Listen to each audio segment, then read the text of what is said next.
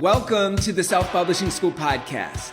This is the podcast to listen to if you're an aspiring writer or an author who wants to be more successful. On this show, you'll learn how to write and launch a book successfully, all from the top authors and people just like you who are doing it at the highest level. I'm your host, Chandler Bolt, the founder of Self-Publishing School, the author of the book called Published, and the CEO of selfpublishing.com. For free training on how to publish a book that sells 10,000 copies, go to selfpublishing.com/free training. Hey, Chandler Bolt here, and joining me today is my good friend, Ray Edwards. Ray is a copywriter and author of the Amazon best-selling book called How to Write Copy That Sells. Ray's worked on copy and marketing with some of the most, just massive names in the industry. He writes copy for those folks. He consults with those folks, has generated over $300 million in revenue for his clients. Today, we're going to talk about copywriting. We're going to talk about his book, How to Write Copy That Sells. So how he launched that book, how he's got so many reviews on that book, and then moving into his most recent book, which I've got right here, Permission to Prosper. Why write this book? How does it fit in with his business? How's he approaching the launch differently? You guys know I love and I'm kind of obsessed with copywriting. And I think it's a skill that every author needs to sell more books. So that's what we're going to be talking about today. Ray, great to have you here. I'm excited about copywriting too. I'm rather fond of it. Well, let's dive in. So I want to start with, I know, and guys, Ray was on a previous interview on the Self-Publishing School podcast. So you can check that one out. We go in depth, a whole lot more on how to write copy that sells. And specifically around that. But so we'll touch on that some today, but I'm curious, Ray, I'm starting with that first book, How to Write Copy That Sells. How did you market that book so successfully? I mean, I'm looking right now, it's got 462 reviews on Amazon. It seems like the book has done well. So how did you market it successfully? What sold the most copies of that book? Well, I marketed it very poorly at first because I had no idea what I was doing. I just started sending emails to my list telling them I'd published a book. I asked a few friends to email for me. And that worked okay. I mean, I guess I did better than a lot of people do who end up with very few sales because they didn't do any marketing at all. But I knew something about marketing and copywriting, so that helped me.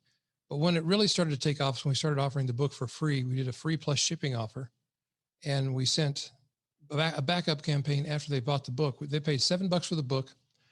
We sent it to them just about, that's what it cost us to send it, the physical book. I signed every copy. We still actually do this, in fact. And then on the back end, we send them emails that link to webinars, other products they can buy. So it ultimately becomes profitable for us. And that's how we've sold the bulk of the books. It's been so successful. We continue to do it to this day. And every week, like clockwork, we have a certain number of book orders that come in. We ship them out. Other products get bought in the background without us doing anything. And one of the follow-up, more than one of the follow-up emails asks for their review on Amazon. So just nice. Asking over and over and over again. I think there's like 5 different follow-up emails that ask for a review on Amazon after they sign up. That's great. And we and that reminds me of 2 things. One thing for your most recent book launch, Ray, it might be too late, but also for everyone listening, watching, is we put a review, we call it a review plea page in the back of the book, where it's the last thing that they see right after they finish reading is a page that says, hey, we'd love for you to review on the book. Well, the beautiful thing about the way we're publishing is the publisher we work with is kind of a hybrid between traditional publishing and self-publishing. I don't know if David Hancock would cringe to hear me say it that way, but that's the way I look at what they do. It's Morgan James. And we alter the contents of the book because it's print on demand after a certain number of copies. So we can change it and update it. And I think that's really important. You don't want to publish a book that's ossified and can never be changed because things will happen that you'll want to do better or do differently. 100%. So you use it as a free plus shipping funnel, and that's moved a lot of books. That's also helped grow your business. Obviously talking about the first book, How to Write Copy That Sells. What are some of the, how do you drive traffic to that free plus shipping funnel? What are some of the metrics that you look at, and why do you think it's been so successful still to this day, it sounds like being a solid customer acquisition channel for you guys? We send traffic to it through our email list and through the podcast and YouTube channel primarily. Something that happened that was kind of unexpected is some of my friends who are influencers, most notably, and the first of them was Jeff Walker, started buying the book for his high-end coaching group and giving them a copy when they first joined the group, because one of their biggest questions was about copywriting. So I've had several other people. Donald Miller is somebody who buys copies of our book in bulk and gives it to his students. He's got a new book out called Business Made Simple, and he's got like 60,000 people who've already bought that book. And a lot of them sign up to be in his certification class, and they get a copy of the copywriting book. So that's been a real blessing to us, because we get lots of buyers. I mean, the URLs in the book: get free resources by going to this link, and thereby anybody who gets the book is going to eventually end up, if they're interested at all, in getting into our marketing funnel for the other things we have to offer. So those are things I would encourage. I would have done all that much more consciously and intentionally right up front, instead of waiting a couple of years. That's the thing most people don't realize. This book was actually published several years before it became, quote, unquote, successful, because we didn't really start marketing it this way until a couple of years afterwards. So that's been a big lesson learned. And then there's little nuances, like things like the review plea page. I'm like, I should have talked to Chandler a lot earlier. Well, that's great. I love that about your story, Ray, because it's so counter to most people's, which is most people focus all their effort on week one of the launch, and then it just takes a nosedive and they never talk about the book again. I think it's almost more impressive, not even almost, it is more impressive what you've done, which is that consistent climb to how successful that book's been today. Well, I'm the guy who stumbled into success because that's what it was. But once I figured out it was working, we just kept doing it. And I've learned what you just said since that time. It's more important to keep selling the book consistently. It's more impressive. Not only is it more impressive, it makes more of an impact with your message, and it's more profitable as a marketing tool if you just continuously market it over time. And I would say, don't get too caught up in, did I make the bestseller list the first week out of the gate, or the first month, or even the first year? Because what's really important is, do you keep selling books month after month after month after year after year after year, and it builds on itself. And now we get so many reviews that were not initiated by or sending an email. They were just initiated because people read the book, they go look at or they get a copy of the book from Donald or from Jeff or from one of the many other people who give it away, or from our free plus shipping offer, and they start reading the reviews, and that is self-reaffirming. They read the reviews and think, wow, really is a good book. And they read it and they think it's good because they read the reviews and said it was good, and then they post a review that says they think it was good, and so on and so on and so on. Not that it's not a good book. It is a good book because I wrote it.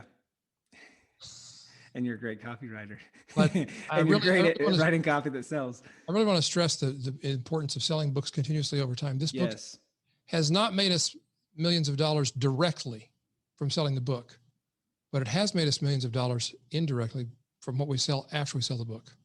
Yeah, that's so great. And really important, because, at the time of recording this interview, I don't know if you knew this, we're 5 days out from the 5-year anniversary of that book being published. And the fact that it's selling more now than when it originally sold. And I was prepping for this interview a few days ago, and when I looked, it was the #1 bestseller in its category on Amazon. And I think that's a testament to, we call this it's the Toyota Camry versus the sports car launch, right? It's exactly what you're saying. Sports car, gone in a flash. You spend all this time and energy on week one, the launch week, and then boom, and then it's gone, right? Burns up all this fuel, all this energy. But you've taken the Toyota Camry approach, which is what I love, which is, Toyota Camrys just keep chugging and keep chugging and keep chugging. And month after month, year after year, they're still selling books. Well, I'm a testimony to this whole idea of being a perennial seller, not just a first out of the gate seller, because it pays off long-term in big ways. Yeah. You talked about, Ray, the millions of dollars in revenue from this book, not from royalties, but from actual business from the book. So can you walk me through how that works? And especially for folks who are less familiar with the free plus shipping funnel, how do you go from, I guess maybe a two-part question, how do you go from free plus shipping funnel? How does that go from that to revenue for your business? And then separate or independent from the free plus shipping funnel, how do you take someone from a book buyer or book reader to a paying customer? Well, those are great questions. I'll go through it. It's pretty simple, really. I'd like to make it complicated, make it sound like I'm a genius, but the book costs us, we actually buy from a bulk bookseller. We don't buy directly from the publisher, because that would just be printing the book ourselves. So we pay a little extra to buy it from a bulk publisher, because a bulk seller, because it's counted in SoundScan. I was in radio. So when we sold records, we had SoundScan. BookScan is the one that counts the number of book sales. I only know, I sound like I know a lot about this. I don't. I know just enough to be dangerous teaching it. But it counts towards the numbers on the bestseller list and so forth. So we order books and we have them in-house, and we have an offer on our site. If you go, you can see it if you go to rayedwards.com/free book. Of course, when I did that, I only had one book. Now what do I do? I'll figure that out later. But you go to the free book page and it offers the book for free. I think it's like $11 on Amazon. So we pay about $11 for the books, but we sell it for just the shipping cost, which is $7. We only ship to the domestic US, because even before the pandemic, it was crazy expensive to ship other places. You'd pay like $30 to get it somewhere, and they may or may not actually get it. So that was a problem too. So we ship US, and it costs us money. Obviously, you can do the math. You can say, well, you got $7. It costs you $11 for the book. You still got to pay the shipping. So you're like maybe $12 in, $13. So you're upside down. But after they buy the book, they put their credit card information in. It goes to another step on the order form process, and it offers to sell them something for $97. We sell lots. That's an info product, a digital course on copywriting for emails. So it's on the same topic as the book, just goes a little more in depth. It's something that our audience probably knows about already, writing copy for emails. And it's very appealing because we've got some pre-written email campaigns in there.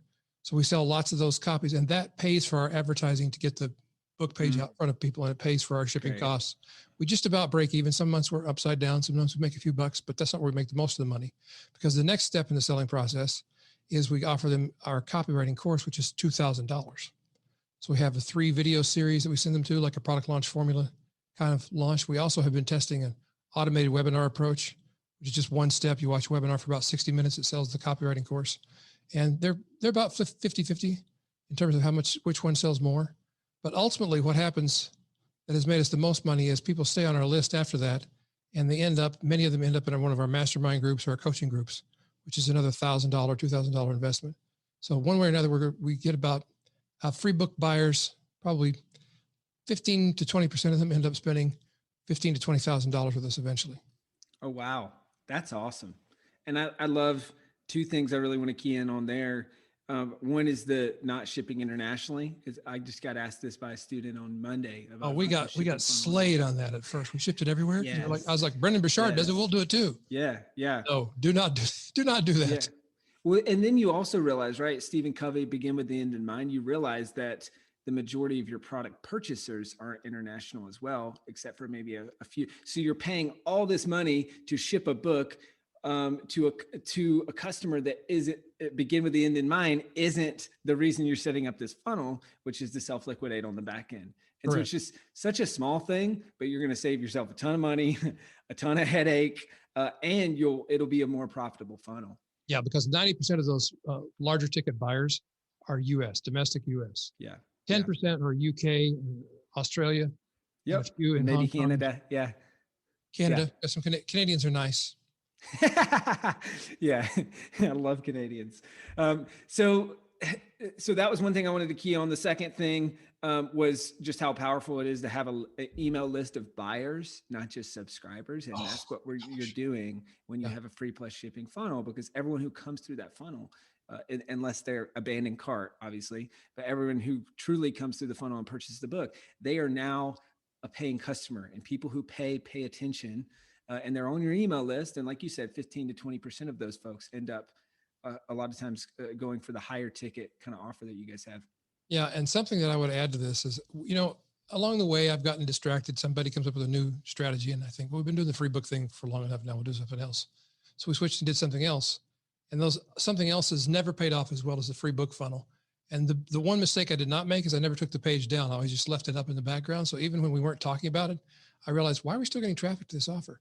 Because I've been on a lot of podcasts where I mentioned the URL, been in a lot of webinars, chat rooms, different places online. I don't know where all that URL is online, but it's in a lot of places. So it keeps working for us even when we forget about it and leave it neglected for a while. We finally come back and apologize and say, oh, honey, free book offer. Trade. I'm back.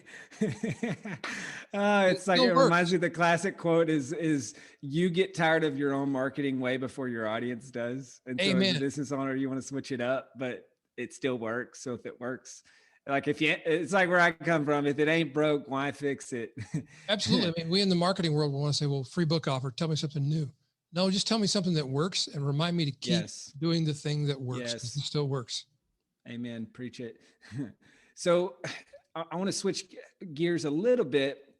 So we talked about the kind of what we would call the review sweeper is the follow-up emails to get reviews. And so it seems like that's worked really, really well and helping get reviews. So I think that answers some of the questions I had on the review front. Switching to copywriting a little bit, as a copywriter yourself, and someone who teaches the subject, how did you or do you use copywriting to sell more books? Whether it's how to write copy to sell, whether it's your new book Permission to Prosper, like how do you use copywriting to sell more books? All the places, Chandler. Nora Ephron wrote a book called Everything is Copy. So when I'm on a podcast and I'm speaking and I say things like we have a free book funnel and it's at this address, that's copy. When I send an email out specifically about the book, it's copy. When I do a webinar and I'm teaching anything we're doing about marketing, I always mention one of the things we do is we have a free book funnel. So I'm teaching while I'm giving out the URL. What do you think happens? People go to the URL to see what I'm teaching, what I'm telling them about. They end up buying the book. That wasn't my main focus for that webinar, perhaps, but I'll take it as a side benefit, especially when that person. I have one student who to finish answering your question, let me answer it this way. Every communication we have is copy. That's what we think about. And like we'll do a YouTube video and we'll watch the YouTube video afterwards and say, was that good copy? Did it sell what we were trying to sell? Did it sell anything in the description of the YouTube video, in the podcast notes for the podcast? So it's all copy. So we're always trying to think about and optimize the copy and deliver value at the same time. I don't want to deliver content that seems like nothing but a sales pitch, but there's ways to do both, deliver great content and sell simultaneously, like teaching about free book funnels and having a free book funnel as an example. So one of the things that happens is we have people accelerate very quickly through our funnel process. People think, well, I have to get people to know, like, and trust me, which means I got to spend like 5 years in this industry. No, you don't. I mean, I've been in it for a while, but I have a recent student who has spent, we were just totaling it up yesterday, about $60,000 with us over the last 12 months. It started by them seeing a YouTube video because somebody mentioned my name. They got a copy of the book from the free book funnel. They listened to the podcast, one episode. We happened to mention a mentoring program we had available. They called us. Next thing I knew, the guy had written us a check for $25,000. Then we had a high-end workshop not long after that he somehow found out about. We didn't market it to him because he just spent for the big mentoring group. So he thought we don't want to hammer the guy for more money, but he found out about the offer, wrote us and said, I want to be at this other thing. I'm sending you another 25 grand. So what I learned from that is don't decide for people how much they can afford or how much they need to spend with you. Because this guy has done a great job growing his business. He had his first 6-figure year ever last year, 2020, first 6-figure year ever after having invested $50,000 with us. And that happened over a matter of like 10 days. Never heard of me. 10 days later, because of a free book funnel, ended up spending $50,000. Hey, Chandler Bolt here. I hope you're loving this episode so far. It's time to go from inspiration to implementation. All right, so if you've learned something, we want to help you implement what you've learned with your book. So what I want you to do right now is go to selfpublishing.com/schedule, book a publishing consultation with one of the experts on my team. We'll talk about your goals for your book, your dreams, your challenges, your next steps, and we'll start putting together a plan. All right, so go to selfpublishing.com/schedule, book a call with the team. Let's see how we can help with your book. It's time to implement. These funnels work. Yeah, we should do That's them. great. Yeah. So how about on the, because I think, it's even on the title and on the subtitle side of things, right? And so I'm looking on my monitor here. I've got, you just do such a masterful job. And I mean, you follow a lot of what we teach, which is, a good book cover. It needs to grab attention. It needs to, your title needs to be in the upper third and easily readable, right? Because so I can actually read the title. Google calls that the BFB, the big effing button test, right? Like, can I stand way back and I see what I'm supposed to do? Yeah. And then thirdly, as a prospect or potential reader, I instantly understand what the book's about and whether or not it's for me, right? And so even just over here, I've got this on my external monitor. It's on a small thumbnail on Amazon. I see how to write copy that sells, and I see Permission to Prosper, and I see Ray Edwards, right? But then even looking at how you do it, you do it with your title and subtitle, how to write copy that sells, the step-by-step system for more sales, to more customers, more often. Right. And then you look, and you know this because you teach this, a lot of people don't, but the Joe Sugarman slippery slope, right? The job of the book cover is to get attention to read the title, to get attention to read the subtitle, to get attention to read the blurb, to scroll down the page, the slippery slope into buying the book, right? And I look here and it says, this book is for everyone who needs to write copy that sells, including copywriters, freelancers, and entrepreneurs. Writing copy that sells without seeming salesy can be tough, but is ... click to read more, right? Yep. So you're integrating this everywhere.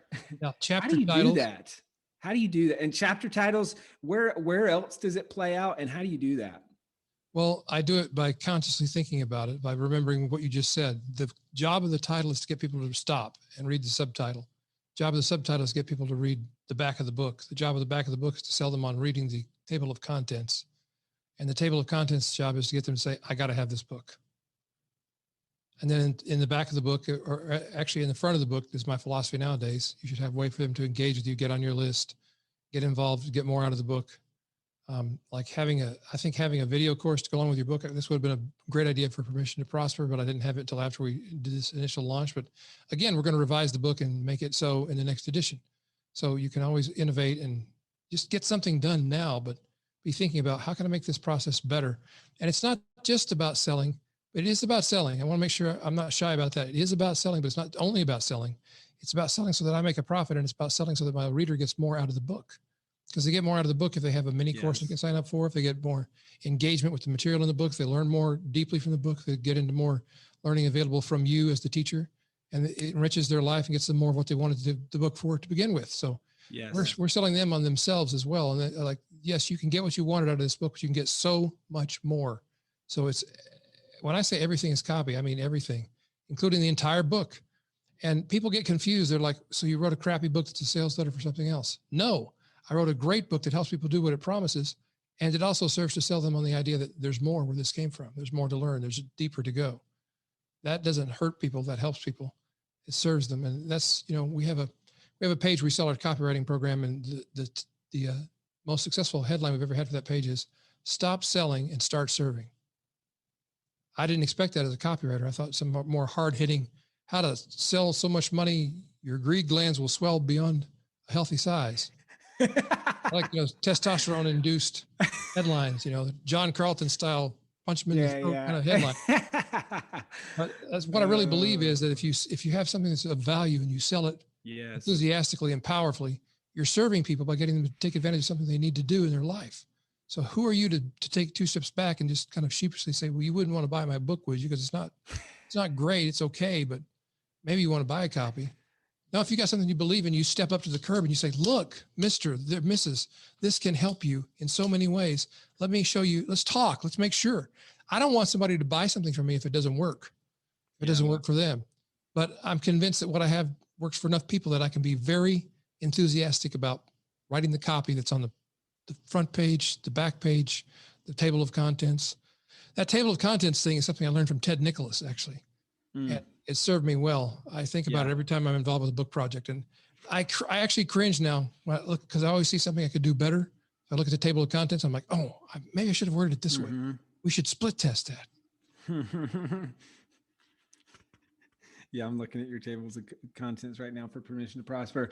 I love that you said that. It's and, not or. You can write something that is a great book and grows your business, not or grows your business, and it doesn't have to be mutually exclusive.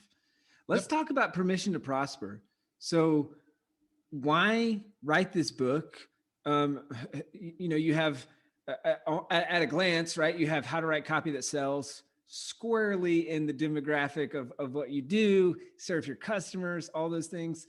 Why write this book, and how does this fit in from you personally and from where you're going as a business? It started as a personal problem that I had, which was I'm a Christian, I'm a believer. I go to church, and I noticed at my church, I got some weird questions and weird glances from people when I talk about what I did for a living. And they started looking at my website and seeing how much money I apparently make. And I got this weird vibe, and I started talking to people, and there's a lot of people who were saying things like, well, if you're rich, you probably did something wrong to get there. you probably sell get rich quick schemes, or you're taking advantage of people. And as I've noticed, looked around the church, I realized it wasn't just me. It was any successful entrepreneur was looked at kind of with, it was kind of double-minded, if you'll allow me that phrase, because on the one hand, people would look at them as if, well, he's one of those money-making guys. On the other hand, they'd say, but he could make some big donations to the church. So it was almost like you could make a lot of money as long as you give it all to us, which I thought also felt kind of icky. So I started just doing my own reading and looking in the Bible and reading other people's books and talking to people I respect. And I reached the conclusion that, there's a lot of confusion over this. There's people who are very worried and scornful of what they call prosperity preachers, which if you're talking about people who take money from old people who are on pensions so they can make more money for themselves, I agree, that's disgusting. But I think that there's a lot of people in ministry who do focus on success who are not, quote, prosperity preachers. They're just urging people to take advantage of the gifts God has put before them already, and then be good steward of those gifts. And then there's people who are, on the other hand, they just want lots of money. So there's two twin perils when it comes to money. This is why the Bible talks about money so much. It was what I discovered. One is you're super greedy, and the other is you believe you have to be poor to be spiritual. And they're both, I believe, born out of a spirit of lack, out of a spirit of kind of a poverty mindset. The poverty mindset for the person who's greedy says, there's not much, I want to have it all to myself. And the poverty mindset for the person who's poor is there's not enough and I can never get enough. I'll never have anything. Both are self-defeating, self-destructive. And when I started digging, I discovered what Jesus actually said about money was, now these are my words, you have to read the book and form your own conclusion, but I believe God's totally okay with you having money. He's not totally okay with money having you. Worshiping money is a mistake. You should worship only God. But money is a great tool that I believe if more Christians were in pursuit of making the money God gave them the capability of making, it says in the Bible that he gave us the power to create wealth. If we go do that and do good things with it, that can only benefit the world and only benefit God's kingdom. 100%. That's why I wrote the book. Yeah. And it's funny you mentioned that because obviously connection with my brothers in Need to Breathe. So faith-based music world. And we work with a lot of faith-based authors. And on one of the webinars, it's specifically about writing a faith-based book. I tell this story because it's just everyone gets so icky when you talk about, all right, now here's how we're going to sell this book, and here's how we're going to use it to grow your business, and here's how we're going to, use it to make an impact. Yep. And all those things. And I think it's one of the best examples in the Bible is talk about the money as a tool is the story of the Good Samaritan.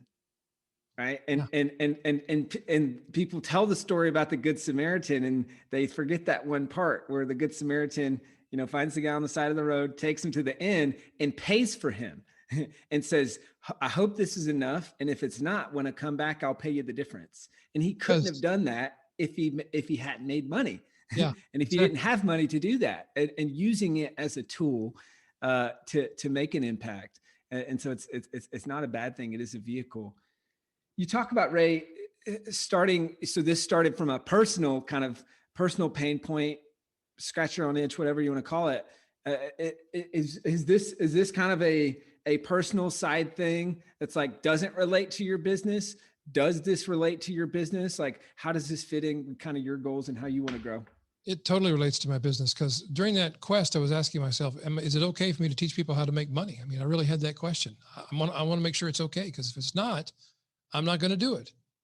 But I discovered that not only is it okay, I feel like I have a mission to speak to, especially to believers, for them to be kingdom-minded entrepreneurs. And kingdom-minded means living in the king's domain, in God's domain. And what's his domain? It's this earth. He created it for us and for himself.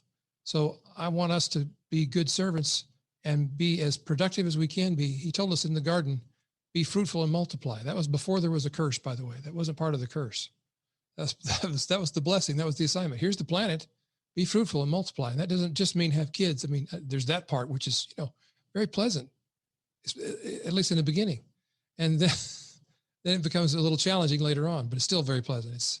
It's a wonderful, to me, that's the most important part of life is love and family and our creator and our families are a replication of our heavenly family and all that. And I don't mean to diminish that, but what do we do in the meantime? We are productive. We are those who are good stewards of God's wealth, that he's given us. This whole planet is ours, thanks to him. We should be better stewards of it and take care of one another. And a great example of somebody who makes a lot of money, helping people with their money, by the way, is Dave Ramsey, who just recently went to lenders and said, show me the people you have who have not been able to pay their mortgages and their bills, who owe you money, and show me $10 million worth of them. And he wrote a check and paid off all those people's debts. There was no publicity stunt. There was no, you had to sign up for a contest for Dave to pay off your debts. He wasn't building his list. He just had money available. And he said, okay, we're going to pay off $10 million worth of consumer debt for the people who need it most. And he's a believer and he's a child of God. And what kind of example does that set for the world? I mean, a lot of people will question it as a publicity stunt. I don't think so. It's $10 million is, even if you're Dave Ramsey, it's a lot of money. It's a big check. It's an expensive publicity stunt if it is. No kidding. Yeah. So Ray, what are you doing from a launch perspective? Like knowing what you know now, and obviously you said you didn't spend much time on the launch, but you spent a whole lot of time on the Toyota Camry piece post-launch with how to write copy that sells. How are you changing your approach or adjusting your approach with Permission to Prosper? And what are you doing to sell books and market this successfully? Well, I'd like to say that I did this totally by design, but I got distracted by this thing called the pandemic. A lot of my clients experienced some adverse business conditions. We did too. We bounced back, but a lot of clients are still working on that. So we're working with them on those things. And I just got consumed by everything that was happening in our country and in the world, not just our country, in the entire world. It's the first thing in my life that's ever happened that has affected every single person in the world at the same time. So it's been kind of a distraction. But that being said, I think this book is needed even more now than I couldn't have planned the timing of it any better. Right now, we need entrepreneurs to step up and help us rebuild in every way, in every corner of the globe. And I think this book will help do that. So right now we're just in a push to get the book into as many hands as possible. So like the week that we publish this podcast with you, I think we have the book going on sale on Kindle and iBooks and all the different ebook formats for 99 cents. Anybody can spend 99 cents on this ebook and benefit from it.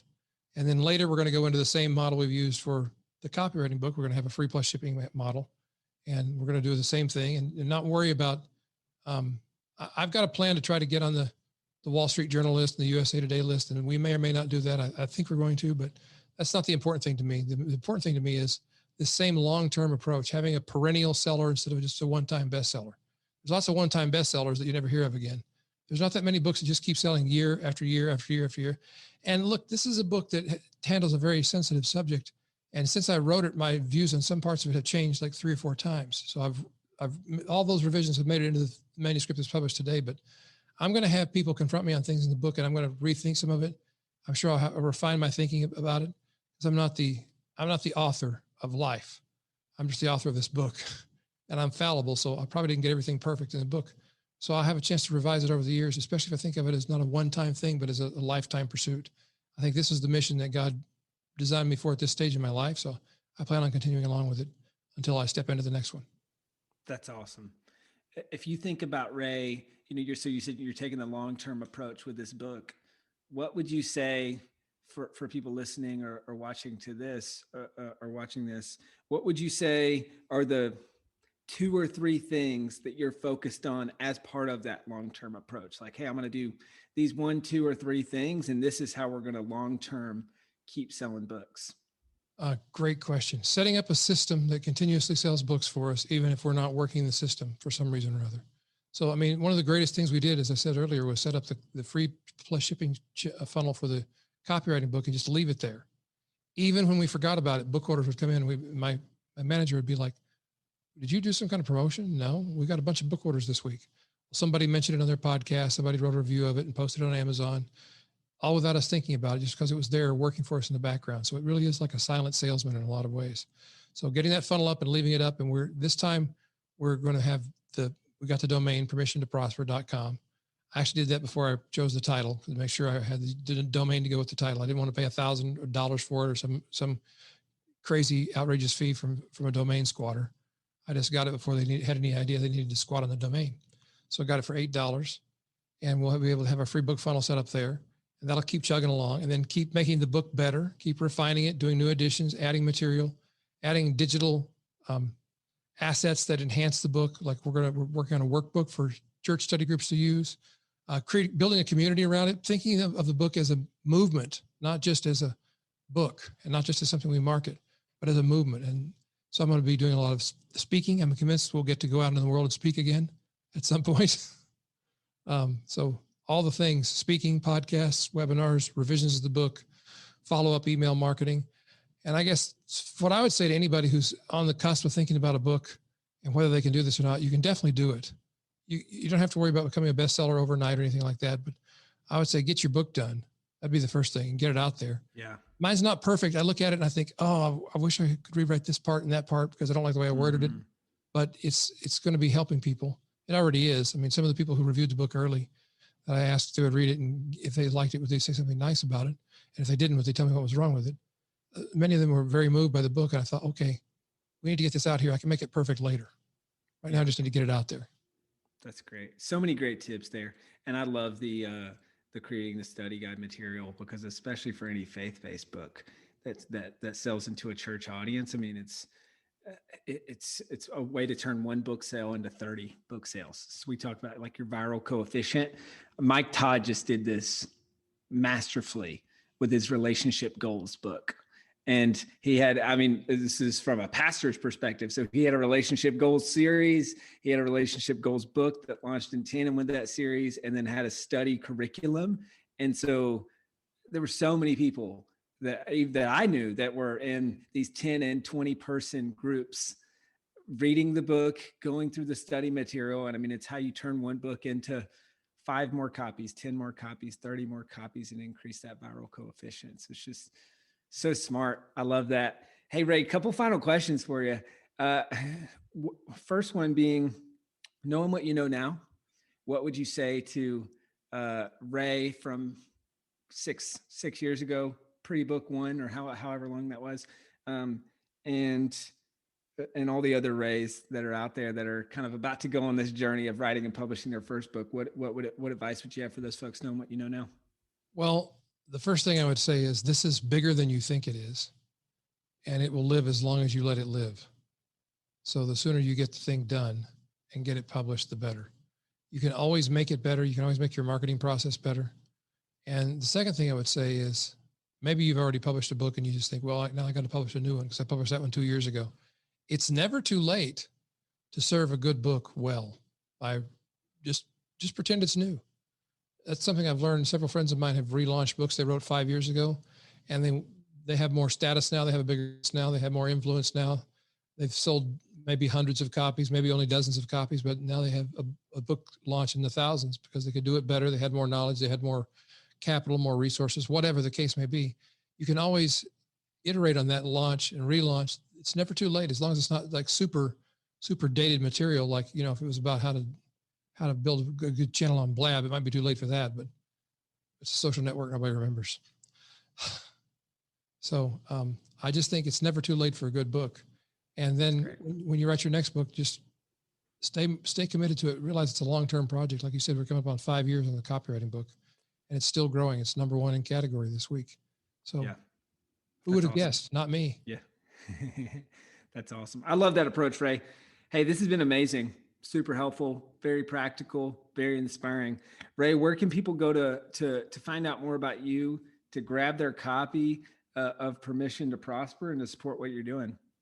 Well, I would have them go to permissiontoprosper.com, and there you will find everything you need to know about getting the book, getting the materials that go along with it. And the subtitle is How to Be Rich Beyond Your Wildest Dreams. And I'll just add this little explanatory note about that. It's how to be rich beyond your wildest dreams. Because if you're watching this online, or if you're reading ebooks on your Kindle, you're already rich. You're in the top, most likely if you're in the US, you're in the top 1% of earners in the world. So the question for us is not how to get rich, although I do have some things to say about that. It's more how to be rich. How do we behave as people who are gifted by God with so much? And I think we can live well and do good at the same time. Amen. Permissiontoprosper.com. Check it out, guys. Grab a copy of the book, depending on when you're going to that link. Maybe it'll have the free plus shipping funnel there down the road, obviously, or you can check out some of the other free plus shipping funnels to see what he's talking about in out in the wild and working, and how he's using copywriting to sell more books. So check it out. Ray, thank you so much, man. This was amazing. Thank you, friend. My pleasure. Thank you so much for watching or listening to this episode of the Self-Publishing School podcast. I know there's so many places that you can be spending your time. There's other podcasts that you could be listening to, YouTube channels that you could be watching. So thank you so much. It means the world. Now, I want you to do 3 things right now if you found this episode helpful.